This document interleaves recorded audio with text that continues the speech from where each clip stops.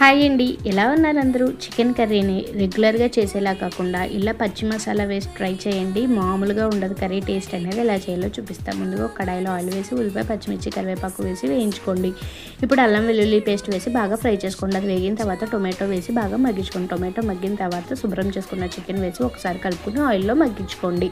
ఇప్పుడు ఇందులో కొంచెం పసుపు, మీ రుచి తగినంత ఉప్పు వేసి ఒకసారి బాగా కలుపుకుని మూత పెట్టి మగ్గించుకోండి. చికెన్లో నుంచి వచ్చిన వాటర్ తోటి చికెన్ అనేది సాఫ్ట్గా కుక్ అయిపోతుంది. కారం కూడా వేసుకుని మరి కొద్దిసేపు మగ్గించుకుని ఒక మిక్సీ జార్లో ధనియాలు, జీలకర్ర, యాలకులు, లవంగాలు, మిరియాలు, ముందుగా నానబెట్టుకున్న జీడిపప్పు, గసగసాలు, పచ్చి కొబ్బరి ముక్కలు వేసుకుని మెత్తగా పేస్ట్ చేసుకోండి.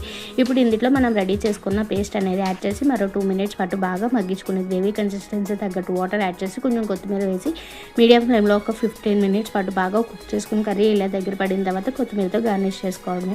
చూసారా గ్రేవీ అనేది ఎంత చక్కగా వచ్చిందో? మీరు కూడా ట్రై చేసి ఎలా వచ్చిందో కామెంట్స్లో చెప్పండి. అంతే వీడియో. బాయ్.